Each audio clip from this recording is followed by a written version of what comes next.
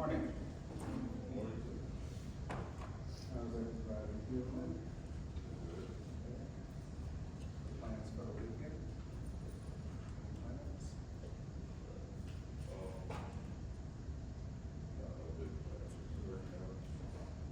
Baseball games? Oh, you do? Saturday or? Nice. Ready for it? Alright. Cool. All right, hey, how was I received some feedback from the printing office. Any issues that you get with the 3D printing? Maybe the links, taking out, oh, you got it already? Yeah, we got it. Oh, that was quick. It came out a little small, but. Oh, nice. Oh, there you go. Anybody else get their 3D? We didn't, we're waiting for an email back. Okay, all right, great. All right, so good, we got that out of the way. Hopefully everything prints out really nicely. All right, we left off talking about pricing, right? One of the 4 P's. We say it's not as simple as you would think, right? Typically, a successful company has a pricing strategy, right? They're just not setting the price without some consideration, some analysis of some things, because we all have different objectives as marketers, business owners, retailers, etc. A lot of things we have to consider, right? And so even for your projects that you're working on, that might also be something to consider as well too, because we're thinking about what can we offer, if there's something new you're going to be offering for these companies, some sort of campaign, social media, or new product, some rebranding, et cetera, et cetera. You know, you have to think of whatever you're offering has a pricing strategy, right? What is it going to cost to produce? What is it going to cost to move the product? What can you do to entice or influence the behavior of consumers, right? We say even the numbers themselves placed up there matter. Are you using a 99-cent model? Are you being random like Walmart with a 0.67 model? Or are you using something interesting? Do you put 2 numerical sort of items after the decimal point? Are you not using decimal points? You're using straight dollars sort of imagery. You know, how do you go about doing that, right? Also too, you know, you can tag on to different words, verbiage, right? You can throw the numbers up there, but you can also add some numbers too, right? Buy now, limited time only, right? Something to give urgency. Because we say most of shopping or consumerism is based on perception, right? It's based on perception, it's very subjective. How urgent do you need something? What's the proximity in which it's located? How much money do you have to spend? What's your budget? What do you value? You may not value anything, quote unquote luxury, but you may think it's fictitious numbers thrown up there. A lot of people a little bit more frugal, a lot of people a little bit more kind of loose with their money. Spend a lot more. Everybody's different, right? But the thing is to show value in some way, to add some value to whatever it is you offer. That seems to be the trick. All right, so going back to our last lecture, right? So we kind of left off talking about 5-step procedure for establishing pricing policy. You know, once you kind of standardize a product, you're like, hey, you know, we have everything in place, we're going to set a policy. Policy means that we have to set certain prices in order to achieve certain objectives. It could be the profit that we want to make, the amount of market share, sales we want to gather, something of the sort. We'll determine the pricing objectives, ways to estimate demand, right? So we want to estimate demand based on tweaking the price. Will more people buy it if we lower the price? How many more people will buy this if we lower it by $1? If we lower it by 2%, 20%, 30%. how fewer people would buy it if we increased the price. But then we come up with different kind of arithmetic at that point. It may be better to increase the price, right? Who knows? It may be still in high demand to some degree. If you increase the price, you have more profits, right? So we want to estimate demand. No, demand is estimation. We never get it right? It's never a perfect information situation, right? But you do want to have some sort of estimation. So you can also estimate costs and then analyze the external environment, what's happening. Hey, did they raise the taxes? That affects the price, right? Sales tax, this, that. Is it a bad economy? What's going on politically, right? Those types of things. And then selecting pricing strategy or tactics. Our 5-step procedure for establishing price policy. We said we determine price objectives. What is it we want to do, right? Do we want to increase sales? Do we want to beat our competitor on the price by a few dollars? Be some sort of low cost perceived product or service? Next, we want to estimate demand, estimate cost, analyze the external environment, and set the objectives. Excuse me. Establishing price objectives include customer value-based objectives. This is kind of adjusting the price based on the value that we think customers perceive about whatever it is we're offering. Right? They can perceive us as the sweet spot: quality, price, utility. What you use it for, the quality of it, and whatever you're willing to spend on it. Right? We could focus on that.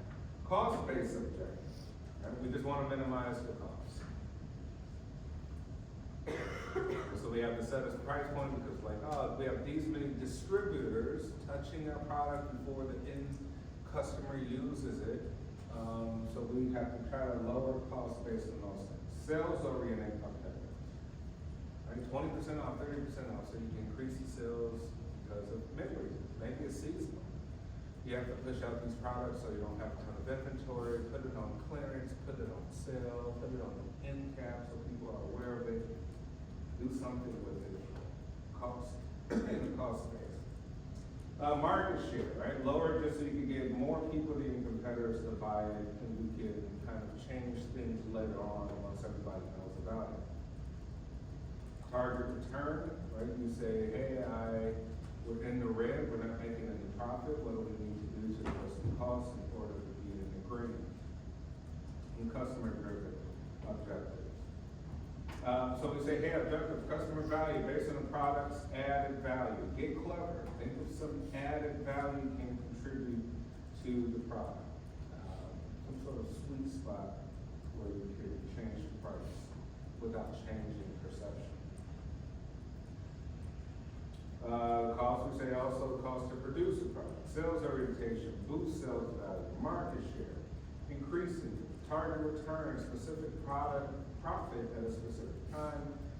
Competition based on the competitors' prices. We see the gas stations, right? They're across the street from each other or a block away from each other. They're competing by cents per gallon. Right? Lower it 1 cent, increase it 1 cent to some degree so that you can compete. And then customer driven, right? What the customer is willing to pay. How do we estimate demand? So it's necessary to understand demand curve, which is the relationship between price and demand, right? If we start to tweak price, we can see that people start to change their opinions and behaviors about what it is you're going to buy.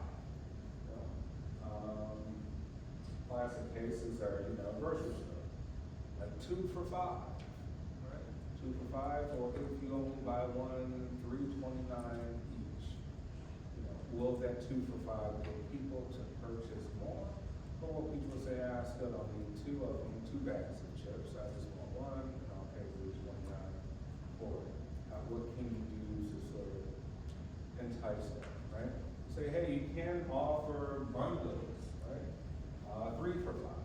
Right? That maybe a 3 for $5 might get you more customers purchase and see value in that and purchasing more. Maybe not, but we want to estimate the demand curve. You know, how do we estimate? We use previous information, right? We use competitors' information.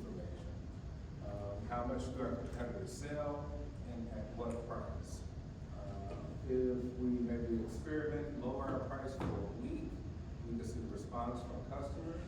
If I can we lowered it by 10% less than our competitors, how much did our customers buy? Well, they bought a lot less. Then we know it probably is not a good estimate of demand of where price meets the demand. Right, and it also kind of coincides with supply. We know how much to carry based on these things. If not, we're left with a ton of inventory and we have to kind of liquidate the inventory, putting things on clearance, and now we're losing a lot more money because we have too much product to offer. A lot of luxury companies tend to not keep a lot of inventory, which is like, I think we talked about, that was not like sneaker release, right? Hey, a new drop came, and a new colorway came, there's only 50 available, we're only keeping 50. Why 50? Because you create urgency and demand in order to jack up the prices on the ridiculous amount. Who knows? Maybe true, maybe not, but there's only 50, right? Who really knows what the final number is? But it is a way to influence demand. You say, hey, there's a limited supply, people probably really want the Jordans, right? And they buy a certain price. Like my Jordans today. Hey, what do you think? This got some risk to it?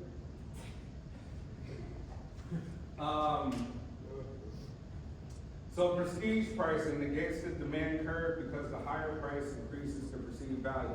We say, hey, perception is everything, perceived value. Oh, this Balenciaga's expensive. What does that mean? It's better. Better how? I don't know, it's quality, it's high, it's whatever. Like, what does that mean? I don't know it means anything. What it means is that there are some people out there who perceive it to be worth what they will pay. Because maybe it's exclusive, they could be arguing, like, I don't know, they don't make this coat that looks like a hefty trash bag that Balenciaga offers for $5,000. And you may like that, you may want to stand out and be exclusive to something, right? But perception is key there, right? You can throw up an expensive price and just make people think that it's quality, right? You go look at the actual product itself, what it's made of and stuff, like it's not quality.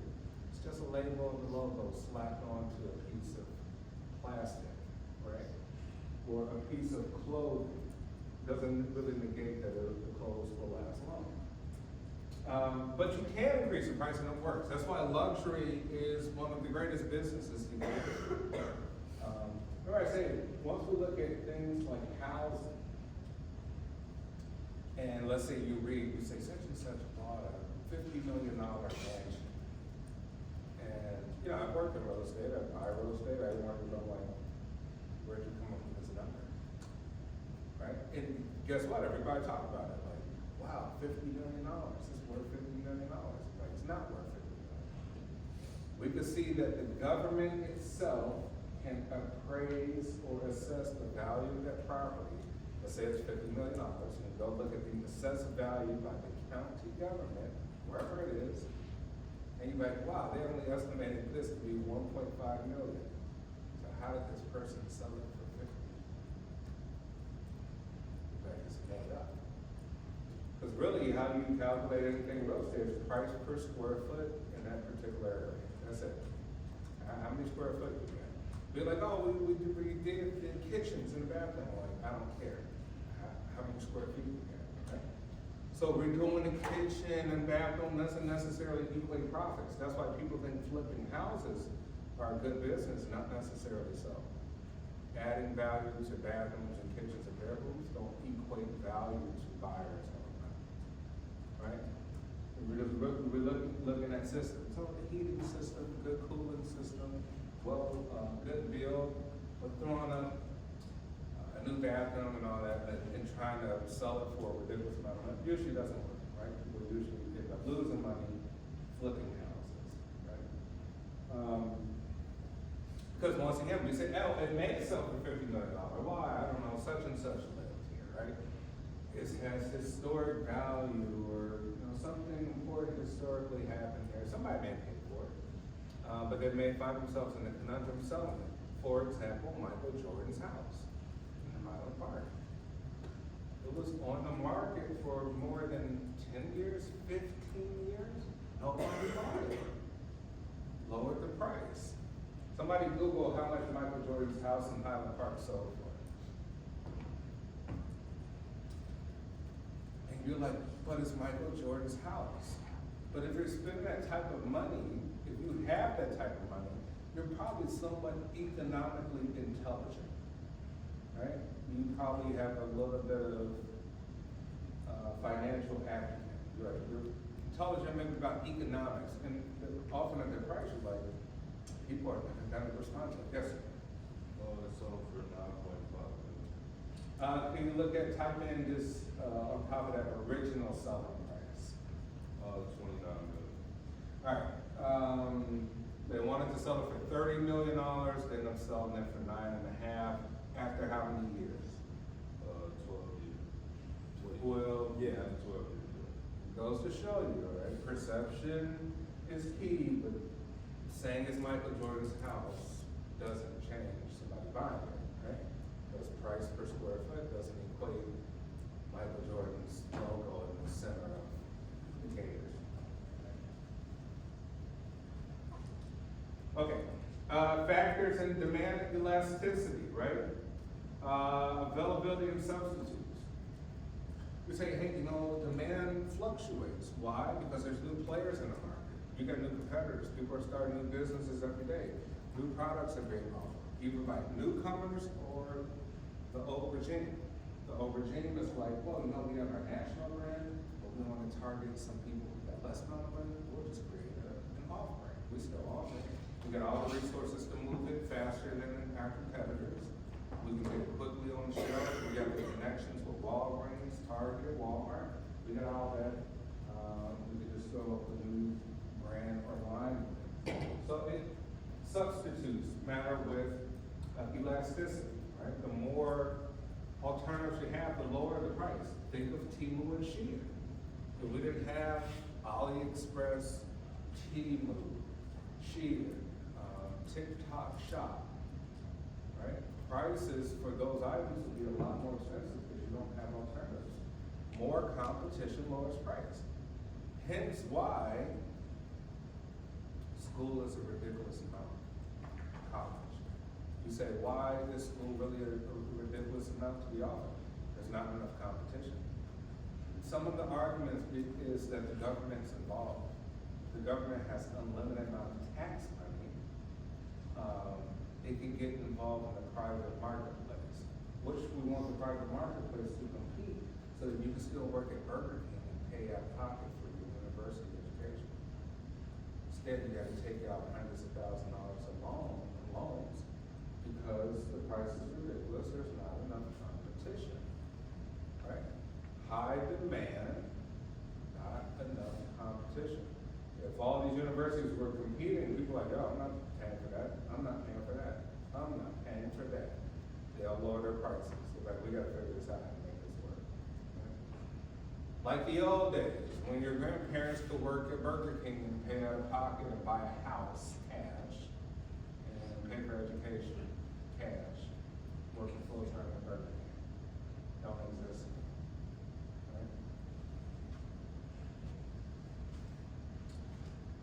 Income affects the way buyers perceive how purchase will impact their income, right? Think of our egg crisis. Who stopped buying eggs?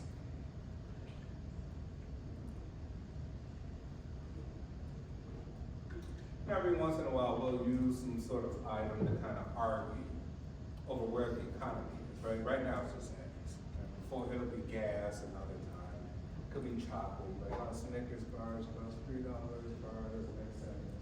Right? What's going on with chocolate? And chocolate's related to milk. And milk is a dairy product involved with cows, and cows is part of agriculture. Yeah, we kind of associate it down to what's in the economy based on something that I'm talking about.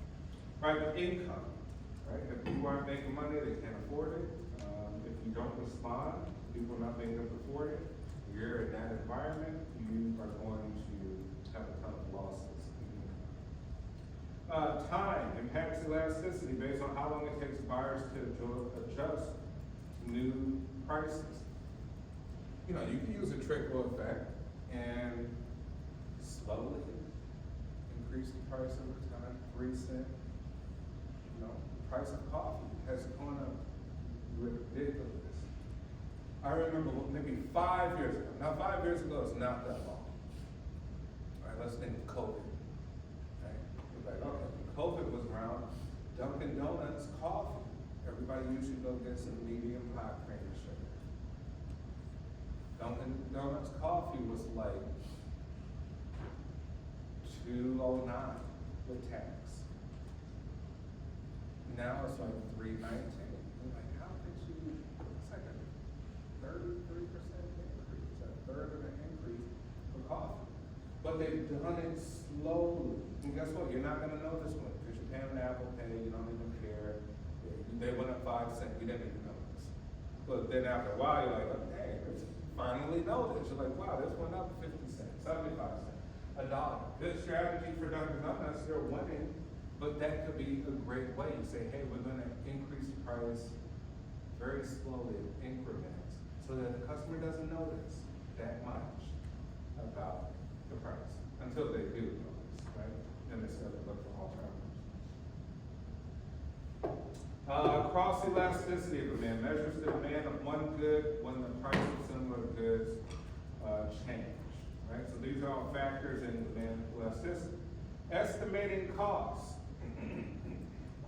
involves estimating the total cost of producing a product or service and using that information to create a pricing strategy that maximizes profits. Right? A lot of businesses kind of do this. They're like, keep it simple. How much does it cost to make this thing? What kind of profit do we want? And that's what we'll set the price at. But you're like, well, they totally disregarded the customer. Like, you just made your own rules of what you think demand will be at a certain point, right? So that's not a customer sort of driven strategy. And we say the customer is always right, not the company, right? Those who focus on the customer tend to do much well than those trying to force or coerce prices onto customers. Step 4, analyze the environment. Pestle. Who knows what Pestle is? What's Pestle analysis? Pestle. No one's ever heard of Pestle. Yeah. Oh. Or what can you relate it to? What is it similar to? SWOT analysis. Right? So it's just a SWOT analysis with some more items in it, right? Strengths, weakness, opportunity, stress. But here you say you're looking at some other stuff too. Right? You're looking at the political situation, you're looking at the economic situation, social situation, technological, legal, and environmental. This SWOT is simple. Like, hey, this is what we're good at, this is what we're not good at, our weaknesses, here's some opportunities in the market, and here's the challenges and threats. Pestle gets a little bit more in depth, right? Because you're really tackling a lot of more items that are important. Political. What's the current political situation as it relates to the market? Who's in charge? What government or regime is in charge? What do they like? This government regime may like high taxes. Hey, we're in a government or regime that likes high tariffs, high trade tariffs. We got to go back to the drawing board and figure out pricing. Guess what? The customer's going to pay more. Because you're like, all right, Trump administration wants to implement tariffs for X, Y, Z. Okay, that involves us, customers, that involves companies, and it involves the foreign countries as well too, right? But like at the end of the day, who's going to really suffer?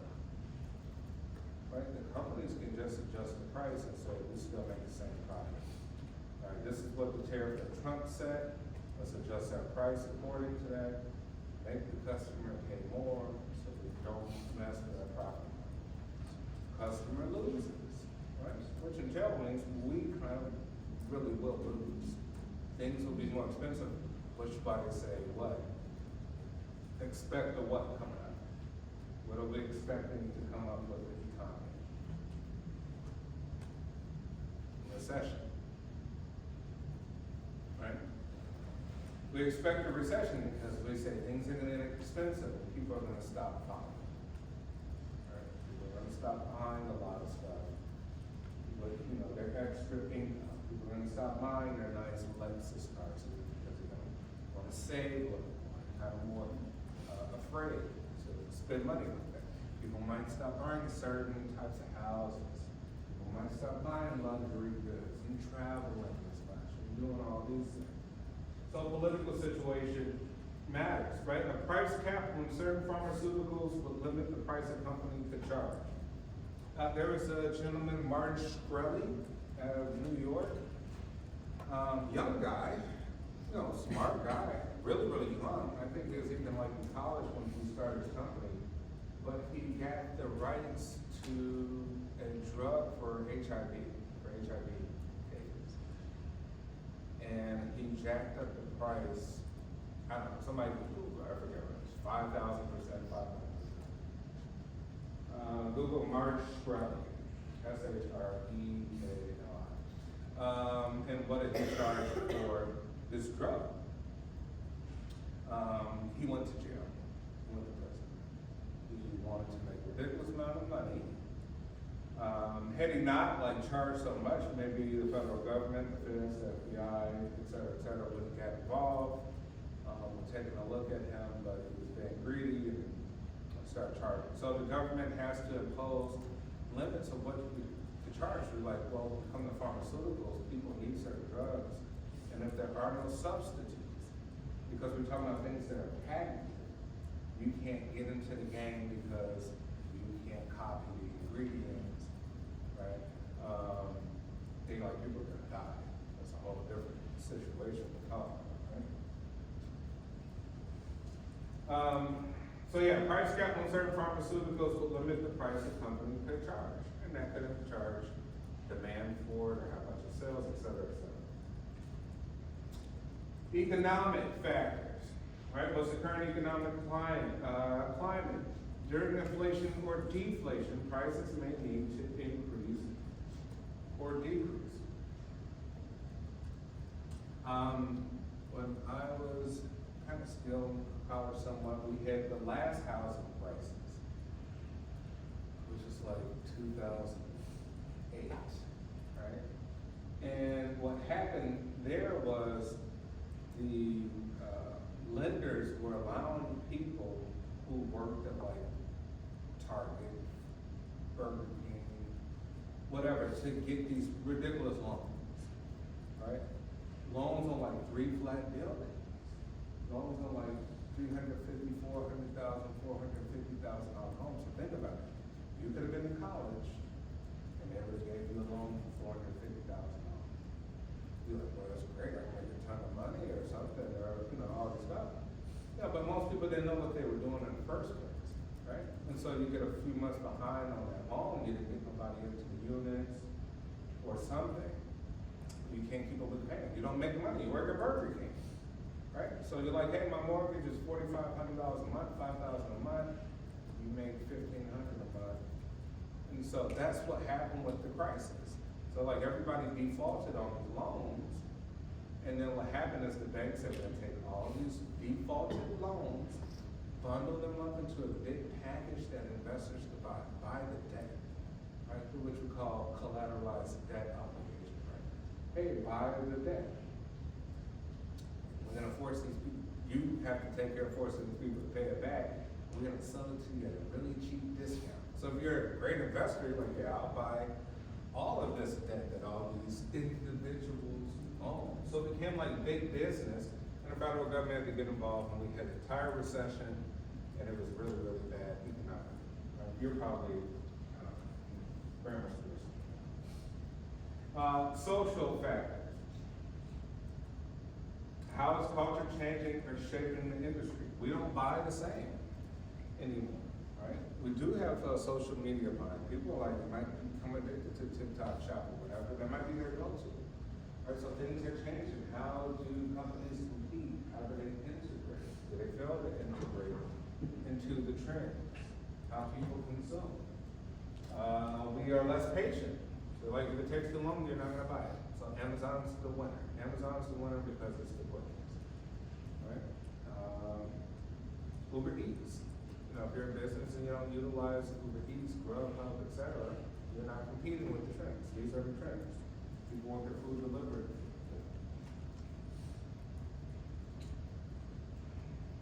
Here's an example they give for social. During the latter months of the year, the Indian market purchases more vehicles than at other times of the year, right? So you're like, hey, the social environment,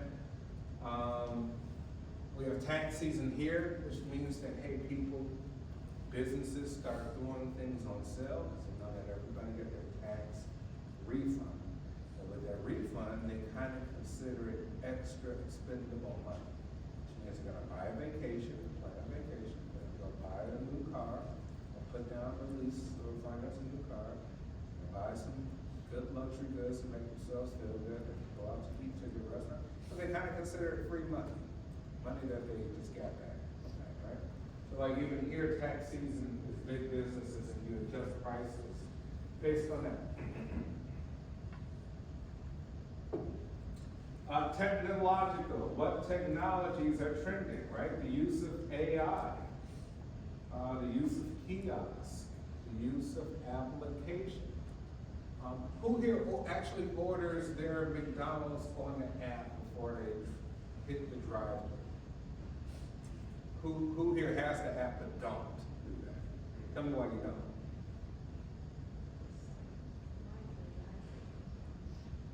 Like it doesn't, you like it might not make a difference, right?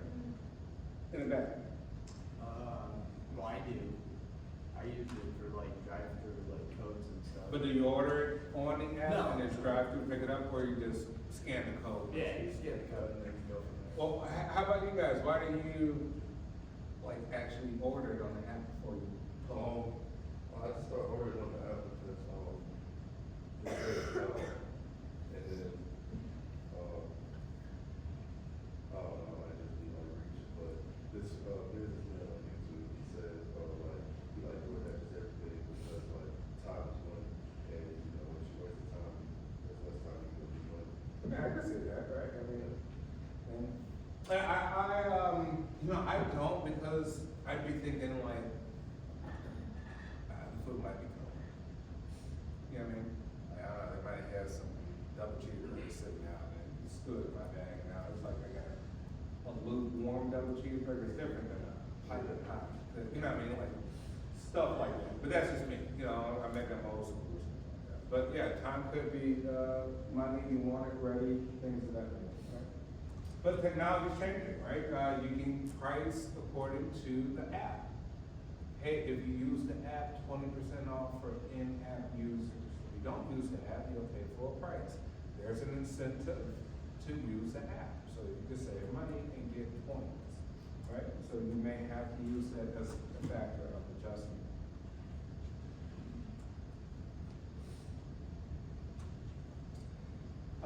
Here's an example. Technology for a product is becoming obsolete. A decrease in price may be necessary, right? Which means that, hey, we stream things now. You stream movies and you stream music. Who here has owned a compact disc, a CD before in their lifetime? Who here has never owned a CD before in their life? You never owned one? Think about it, like, you know, CDs. I still know people who like, what's that? Let's go older. Because I've owned cassette tapes and records. Yeah, you know, I mean, technology went so quick because it's ridiculous. It's not like I'm that old, much older than you, right? I'm not, you know, I'm what, 27, right? Years old. So, very fast that things have changed. When I was like in high school, we still had, well, not really, yeah, I was at later. We had, when I was a kid, we had cassette tapes, right? And cassette tapes, you put the piece of little paper in there and you could record things. That was it. That was your only option. If a song came on and you didn't know like exactly what the song was, you couldn't use Shazam or Google to hum the lyrics or the sound to it. Like you don't know the name. And guess what? If you even go on YouTube and look at some old songs, a lot of older people be like, man, I've been trying to find this song for 20 years. Only now that the technology has allowed Shazam or Google to say hum the beat or a song, and we'll tell you what the song is. Think about it. There's some people who are like, man, this song was stuck in my head for 20 years because the technology was not available for that. What were you? I was gonna ask, like, do you mean like music CDs or? Yeah, music CDs. Oh yeah, yeah. Okay, so you own some. Yeah, you know, like Jay-Z and Beyonce albums, they used to come on music CD. Yeah. Do you own it as a collector's item, or you just like, no, I just bought it just to support it? Well, I mean, I bought it because my mom likes it and stuff, but it was like me and my brother used to buy my mom's dad when I was younger, and they like, you know. So mom and dad had a ton of CDs. Yeah, they probably 1,000. Yeah.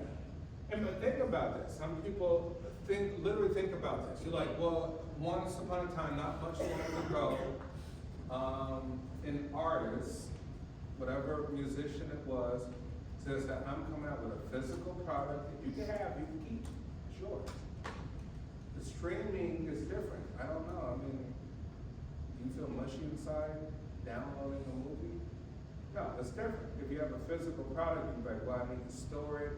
It also comes with a booklet, some artwork, to tell you everybody who produced it, the engineers, the people, the storylines. Michael Jackson was notorious for having like really elaborate artwork, and it may be a collector's item too. You're like, oh, I collect this. It's almost it's art. That's really what it is. But now you're like, well, do you really value it? You don't value it. You stream it, right? You wouldn't value it as much as you did the previous generation. Says here's a physical thing. Make sure you don't scratch it. Right? Blah, blah, blah. So we're like, hey, values have actually changed with consumption of media. Like things are throwaways. Like yeah, whatever. Stream that. I don't know. Let's go on Netflix and watch a movie. Guess what? You'll search for a movie 2 hours before you find one you want to watch. By the time you find one you want to watch, you're too tired to watch it. So it's changed how we consume things as well too. It's also changed our attention spans, right? So like things too saturated kind of give us what we call choice anxiety, analysis paralysis, right? Decision issue. So too many options are not great. Legal, what current legislation is impacting the industry? Example, new vehicle emission law may require new technology, thus increasing the price of vehicles. Right? On the flip side, right, it says on an electric vehicle, Tesla was getting $7,500. You get a $7,500 rebate from the government, subsidized. So that was great for Tesla. Right? The government was giving them $7,500 per vehicle. Right? That's awesome business. And maybe you would buy one because you're like, oh, I'm going to get $7,500 rebate off because it's low emissions, no emissions, etc. And environmental. What are the environmental concerns of the product? Right? Highly toxic products or process may need to have a higher price to properly and safely dispose of the byproducts. Hey, what can you think of as an example, right, of something that's a highly toxic product or process that may need to have a higher price to properly and safely dispose of the byproduct? Could you think of something that you buy that has to be a little bit more pricey because in order to get rid of it, to dispose of it, it's kind of a hassle, kind of pricey. So,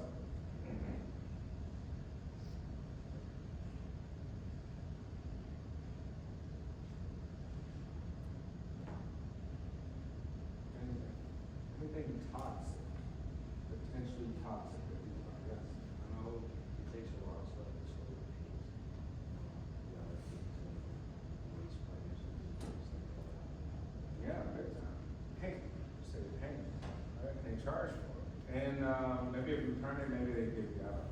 They might give you money, they may not. Yes? I like oil fuel.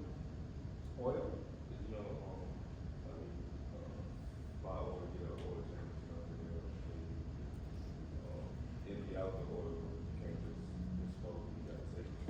So they have, They may charge you extra, because like, hey, we ought to go to a special facility to dispose of this, dirty oil that we collect from vehicles and ship it to, or whatever the case may be. Anything else? Yes? Certain types of batteries. Yeah, like, hey, batteries, right? Batteries contain lead. Lead is highly toxic. In which case you could return a battery to Walmart. Let's say you go buy one at Target, buy one at Walmart, they'll allow you to return the old one, and they give you a credit for it, right? Because maybe they can reuse it in some capacity, to some degree. All right, it's important to analyze competitors' costs, prices, and products when setting prices. This should include current and potential competition. The information gained from the study will provide the key to making pricing decisions. And as a product and its substitutes move through the stages of the product cycle of life, marketers might need to make product price adjustments. The status of the economy, positive or negative, right? Factors that influence the status of the economy are the unemployment rate, how many people have jobs, are there new jobs available, how many people are losing their jobs because of layoffs, a recession, et cetera. Discretionary income, right? We say things like taxes, that's discretionary income we have for the return. Inflation, right? We say the value of the dollar increases. And consumer confidence, which is a big one. Right, consumer confidence really relates to people buying into the stock market. Right? You may buy your Bitcoin or something because you feel that it's going to increase in the near future. You may buy Tesla stock and you feel that it's bottomed out, but it's going to bounce back, right? How sort of confident do you feel about even things like that, purchasing investments? All right, here's our first discussion question. Look at the information that's included in the Pestle. Discuss each item and the impact it has on price. Now look at the current climate when it comes to each of the factors. What does it tell you about prices in the future? All right, so I'll pull up the Pestle sort of items here. You can talk within your groups. Talk about the current state of the economy. Just from your own personal perspective, things you see out there that are pricey, that maybe change your behavior on how you buy things, what to buy and not. And what does it tell you about the prices in the future? Do you think those items will increase? Do you think those items will decrease? What do you think will happen? There you go. I'll leave that up there for your group as a reference. Yeah, try to notate what's happening in each one of these factors. There's 6 of them. And if you would like, maybe even tack on your own businesses that you work on to say, hey, how are some of these factors impacting your projects potentially? Positive or negative?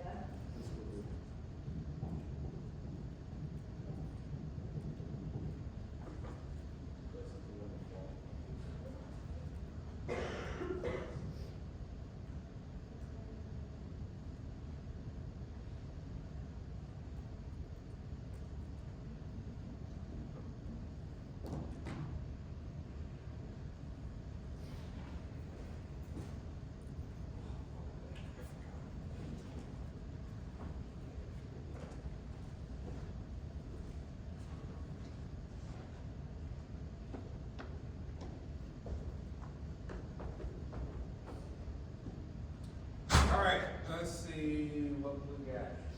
Over here. Alright, for political, so, it's kind of not, great stance at the moment. Especially with like, this ties into the economy as well, with like tariffs and all of the, I don't know, it's not really, the economy isn't really the greatest either, with all of these tariffs. Consumers are being affected, social, I mean, you could tie this into specifically our market, I guess, but our market being like the volleyball industry, it's definitely grown a lot more, both on the girls, both on the women's and men's side. With like, there's like, on the women's side, they're like packed out like the entire football field for 1 weekend, I believe. Okay. Technology, What do you think, that social shift? So you're saying females are, more of the demand for what's being offered than males? Um, yeah, but I guess like women's volleyball to begin with has always been a bit more popular in the United States. So like, it's like, the growth has been exponential, but you could argue the same thing for boys as well. But it's just, women's right now is like currently at like such a bigger scale. Technology, you could say that, and the social media has been growing, there's a lot of volleyball, like LOPV is one of the new like pro volleyball, like organizations that have been growing a lot, and they've been on top of their social media. Legal,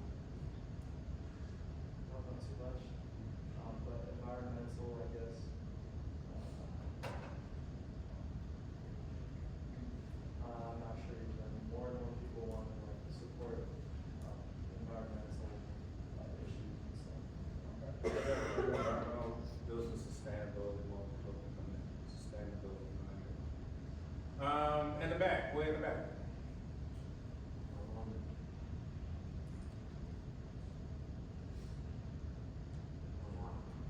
I don't really, it's not really understand the question. Well, how can you apply any of these to situations with your business or just kind of products and services out in the world right now?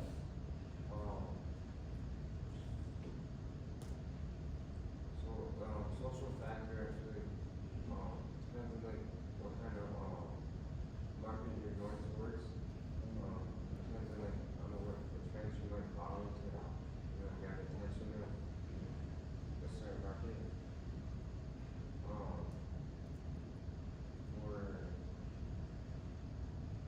For technology trends, I think it's kind of similar.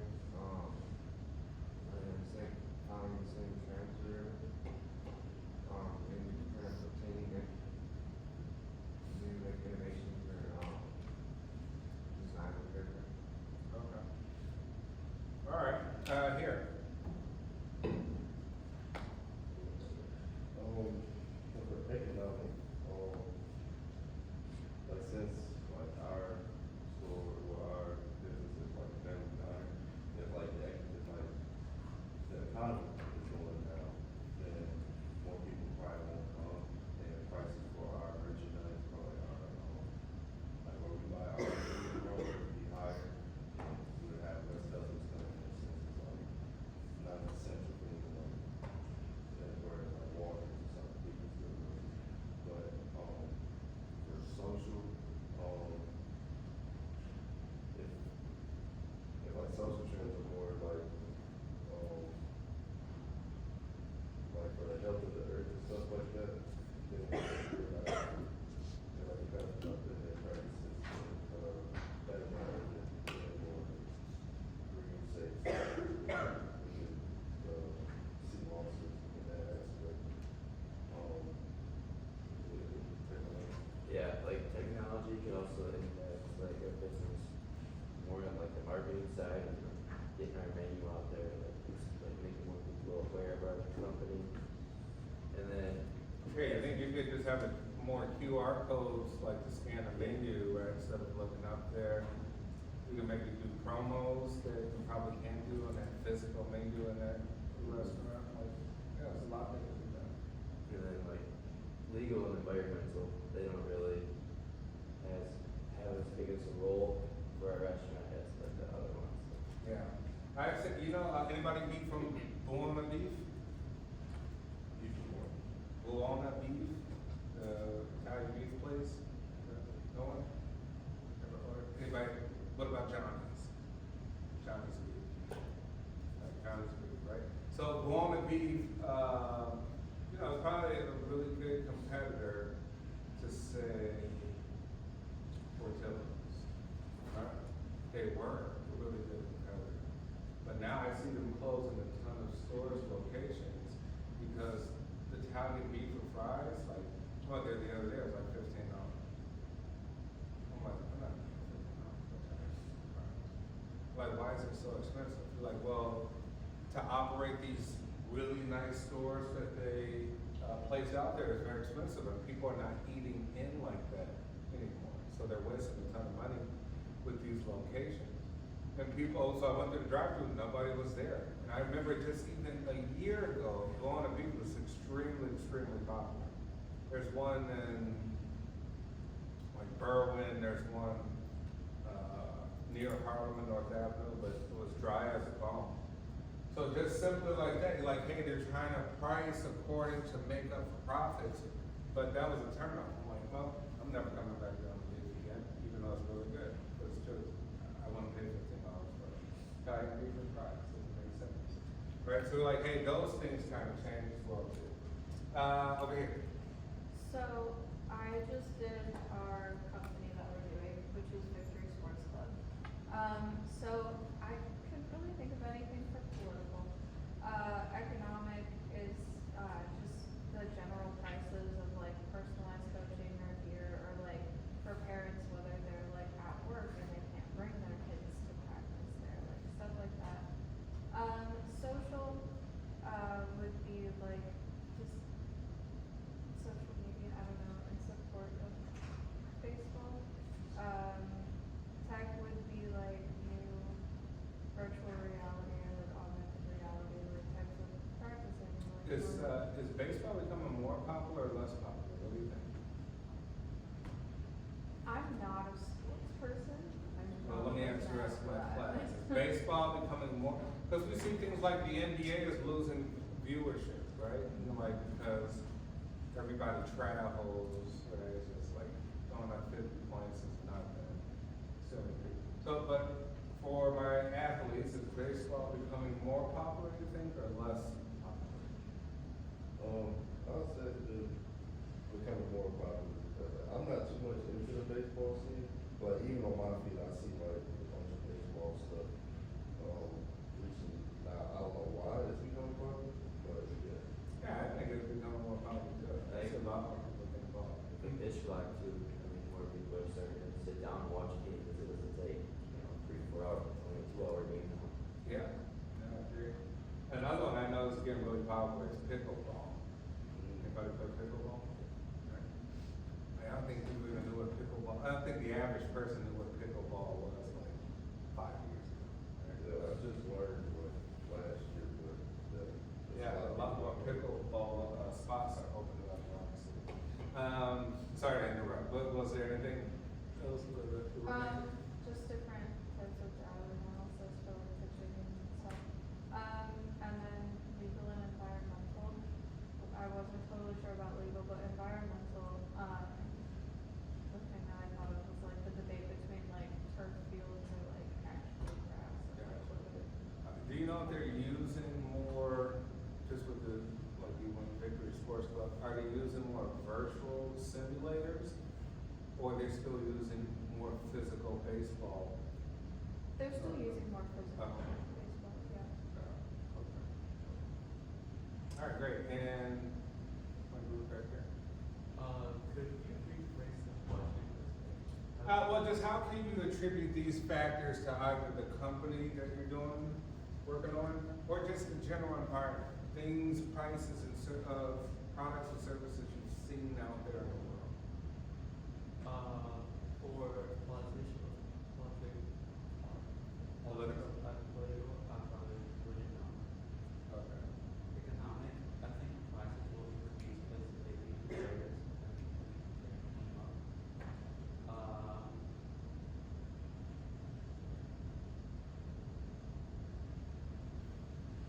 if you can't get all of them, that's okay, just, anything else up there that you see?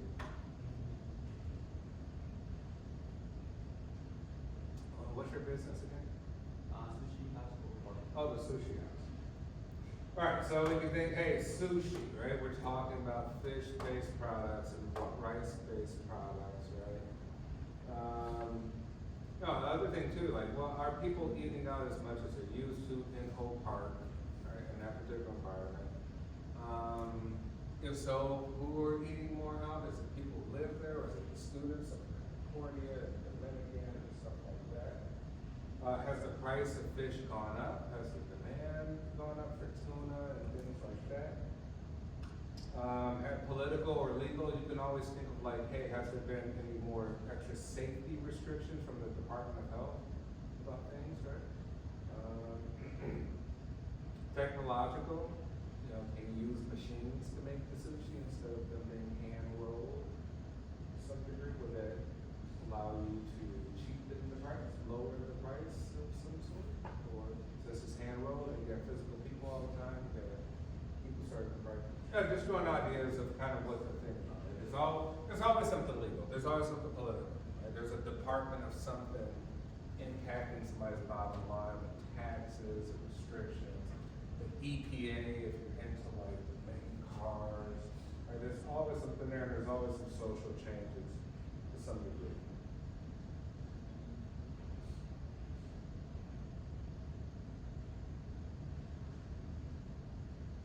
All right, and lastly, we'll talk about some pricing strategy for new products, right? Price skimming is where marketers choose to set the price high to take the highest price from those who will pay it and then lower the price to capture the next layer of customers. When we say a strategy, you can come out very expensive because the people never saw your product before. It's just perception. They might perceive you as being worth what you're placing out there. And then you say, well, okay, we got that market. We want to get the market of people who want a little bit more affordable. Just start lowering the price little by little. Right? That could be a strategy. Come in strong, kind of balance it out, lowering the price. Penetration pricing is where marketers choose to set the price as low as possible. This gains as many customers as possible too. You may say, hey, how do we get exposure and awareness better than all competitors? Make it the ridiculously cheapest price imaginable, to where you can at least just keep offering it, right? And then you're like, yeah, we never made any money, but now we'll make money, but everybody knows about us. They don't know about our competitors. We'll make money later. Break-even pricing, where the break-even price is calculated to recoup the cost of manufacturing. Using this formula, right?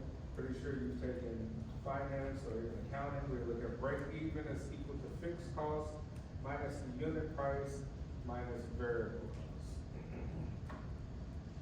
So you're just looking to say, hey, I just don't want to lose money, but we necessarily don't need to gain money, but in order to keep the business operating healthy, we just want to break even. Want to break even.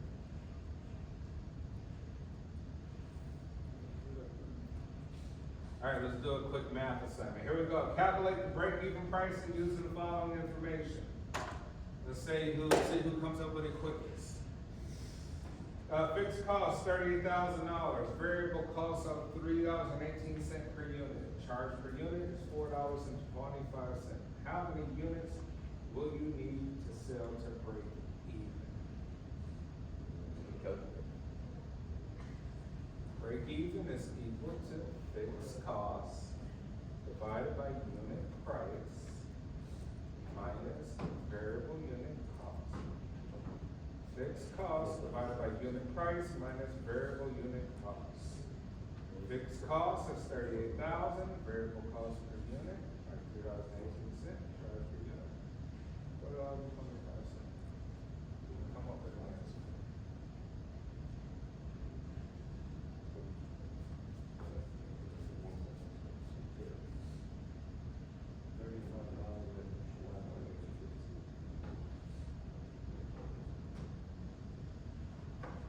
Repeat that, 35,000 what? 35,515.